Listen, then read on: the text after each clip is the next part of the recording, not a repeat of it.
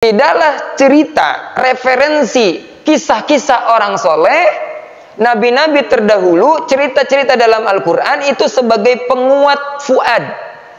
Fuad ini kolbu, kolbun, hati. Fuad itu air di dalamnya. Hati itu ini nih, yang bolak-balik, kulit arinya, kulit tipisnya. Kulit tipisnya itu kolbun. Di dalamnya itu fuad.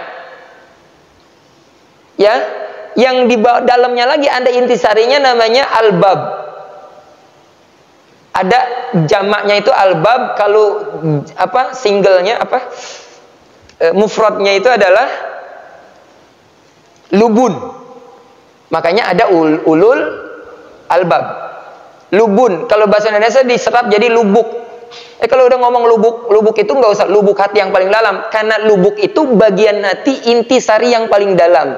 Fuad itu yang ada di tengah-tengah untuk menguatkan kejiwaan dan hati kamu yang bagian fuad itu. Sehingga inilah yang pertama kali ditembus setelah ada kolbu. Kalau kolbunya bersih, kata Imam Al-Ghazali, kalau tidak banyak dosa, maka ilmu, maka nasihat, maka sesuatu itu gampang tembus, cahaya itu gampang tembus. Tapi kalau fuadnya butek, tidak akan sampai ke, kalau bahasa kita itu fuad itu kurang lebih nurani, jiwa nurani. Jadi nurani orang itu kalau misalnya belum terbiasa berbuat buruk, nyontek, awal-awal ngumpet. Ya, pacaran, ada yang punya pacar di sini? Cie-cie punya pacar ya. Jangan ya, Dek ya. Jangan ya, banyak dosanya pacaran itu. Nanti ada waktunya. Ya, banyak dosanya. Apalagi sekarang pacaran nekat-nekat. Nggak usah lah. Ya, lebih baik kita perjuangkan dengan doa. Iya, jomblo fisabilillah itu lebih enak. Coba. Udah gitu, apalagi yang punya anak perempuan jangan dikasih pacaran, Pak. Anak laki-laki sekarang udah pacaran, motornya numpang, dijajanin bakso cewek yang jajanin, pulsa bisa ditransferin. Ya, yang nyengirnya itu ngerasa ini jangan dia. Iya, memanfaatkan kegantengannya. Ini jangan, rusak lah, janganlah. Jangan jangan bangga dan jangan gelisah. Kalau misalnya anaknya belum punya pacar, nanti ada waktunya. Biarlah dapat yang baik. Ya, perjuangkan dalam tahajud dan sujud. Gitu. Iya ya. Nah, jadi terus kemudian apa? Wajah, dan kami datangkan ini sebagai al-haq, kisah yang nyata. Ya, jadi akhir zaman itu kalus banyak dijejali, disuguhkan dengan referensi bacaan-bacaan kisah sukses yang nyata. Hari ini kisahnya superhero, kenalnya Spiderman, idolanya Ronaldo. Di An-Nasr sekarang Ustadz apal bener sama Ronaldo mah. Ya, dari dia dari MU ya, kok Ustadz tahu ya. Terus kemudian kemana? Kemudian mana? Ke Madrid tuh, si bapak juga tahu. Sekarang ke An-Nasr tahu. Tapi tahu nggak ceritanya bagaimana Salman Al-Farisi menemukan hidayah? Teng toreng toreng ya. Toret ya. 1 abad kemudian, siapa Salman Al-Farisi? Hah? Tuh kan nyengir-nyengir kuda anak muda sekarang tuh. Allahu Akbar. Bagaimana dia bisa kuat jiwanya kalau referensinya sebatas superhero, kisah imajinatif? Bagaimana anak-anak cewek-cewek sekarang enggak melau kalau impiannya cewek-cewek Korea, cowok-cowok opa-opa Korea? Padahal kalau cuma menang putih mah rice cooker juga putih. Makanya cowok-cowok juga sama, nyari yang putih, mancung tinggi, tiang listrik juga ada. Cari calon istri itu yang sabar. Cantik itu cuma 1-2 tahun bertahan, tapi kalau ketemu istri yang sabar itu Masya Allah surga dunia. Suaminya marah, dia minta maaf duluan. Tanya tuh bapak-bapak yang pengalaman. Betapa sumber kesetresan bapak-bapak hari ini adalah disebabkan oleh para emak-emak. Coba deh, bukan pekerjaan yang ada di pekerjaan kita, bisnis yang kita urus bisa serta-merta itu hilang stresnya kalau ketemu di rumah dengan istri yang nurut.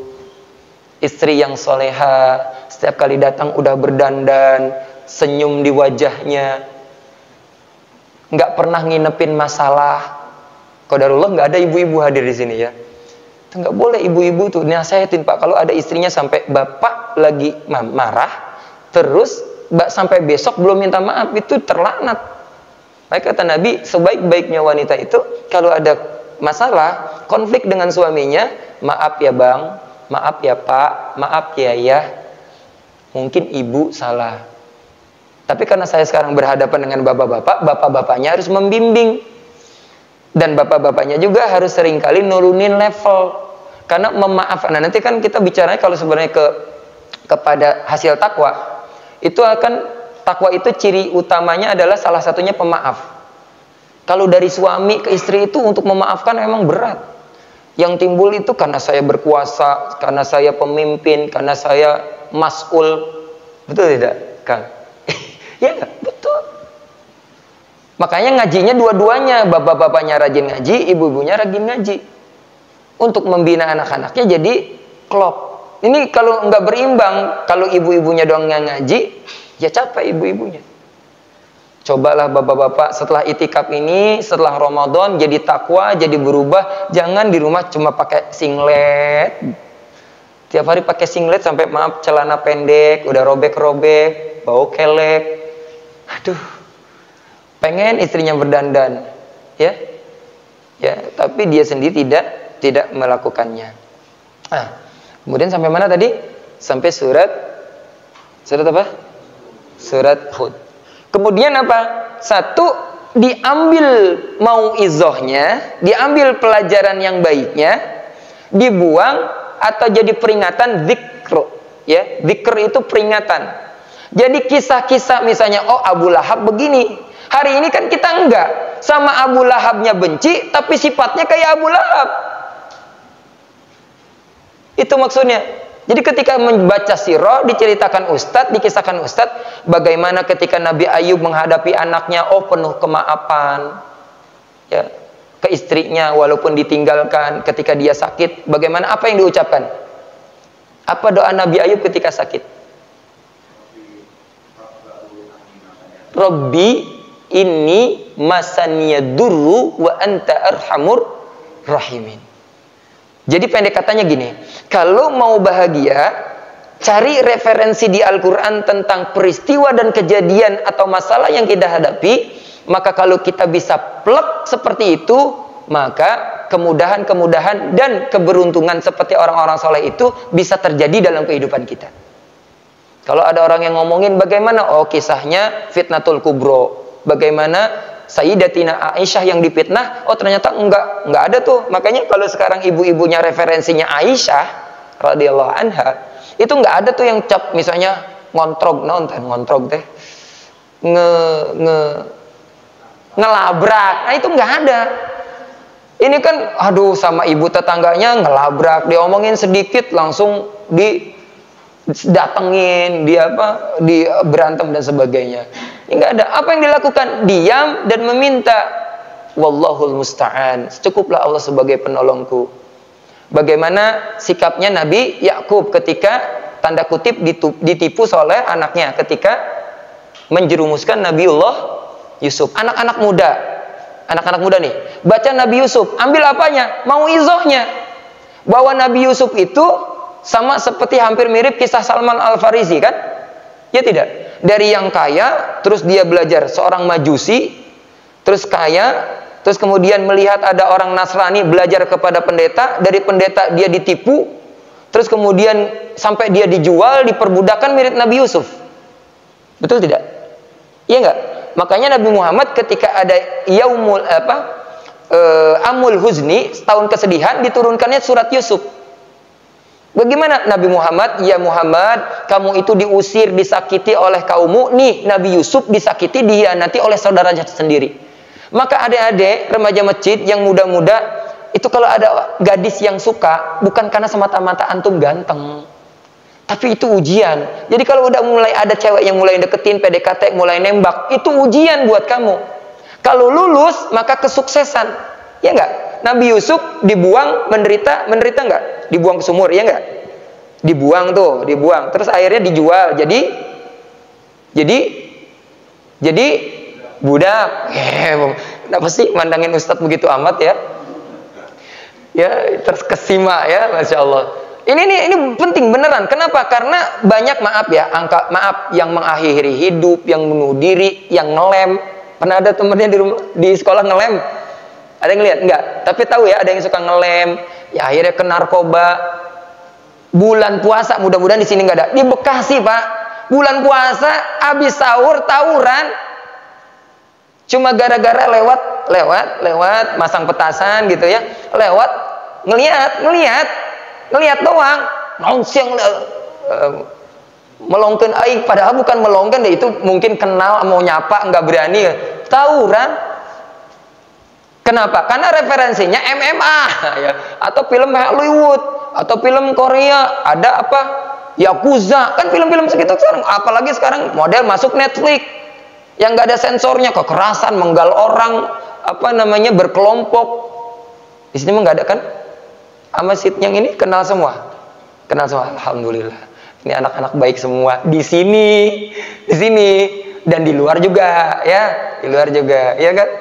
Iya, nyengir-nyengirnya mencurigakan ini. Iya, orang itikaf dia main FF, di sini mah nggak ada, mainnya ML, salah ya. Ya, jangan. Udah itikaf Jumatan nih, hati-hati nih anak muda. Jumatan suka main game, scroll Shopee, batal Jumatannya itu. Ya, anak muda paling berdepan nih. Mudah-mudahan Ustadz kesini lagi ngaji, anak muda masih hadir, jangan cuma pas itikaf. Ya enggak? Kemarin nggak datang. Udah libur kan sekolah? Wah. Ustadz doakan yang rajin itikaf nanti dijodohkan dengan cewek yang cantik, yang solehah. Penghafal Quran. Yang kaya. Amin. Pokoknya amin nih yang ini. Karena kami ini udah tua. Kalian inilah nantinya akan meneruskan bangsa ini. Kalian mengikuti berita Indonesia sedang baik-baik saja atau tidak? Kalianlah akan yang memperbaiki. Jadilah siapa? Warga-warga yang soleh. Kalau ada di Tuparep, di pintu kereta, jangan kayak tawuran. Ini jalan orang mau ke sini ditutup semua, macet. Yang bikin macet itu apa Pak? Bukan cuma banyak kendaraan, tapi pada nggak mau ngalah. Nggak taat. Munculnya kerusakan di dunia ini karena tidak taat aturan. Itu. Ya, jadi kisah-kisah dalam Al-Quran, terutama dalam Sirah Nabawiyah, mudah-mudahan nanti Pak Sarma program tahun depan mah sok cik atau ada program itikaf berhadiah selis, berhadiah iPhone.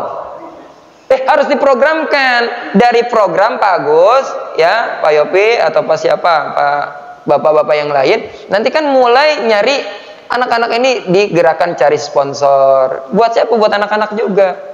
Door prize itikaf, sebagian orang kayaknya nggak setuju sih, katanya itu mah tidak lillahi ta'ala. Lillahi ta'ala mah nggak ujug-ujug, semua juga berproses gitu ya. Minimal sepeda balap atau ya sepeda buat sekolah gitu ya.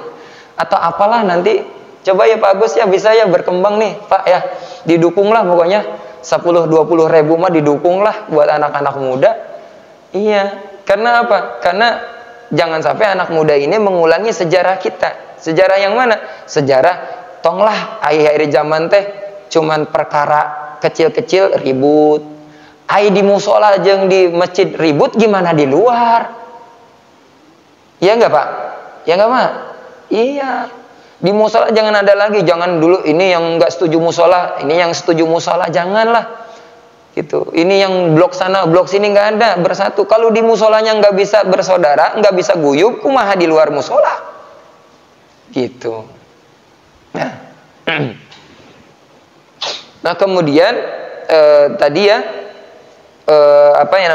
yang disebutkan dalam beberapa nubuah Nabi, saya tidak menyertakan banyak detail rincian beberapa hadis nabinya karena waktunya juga sudah malam.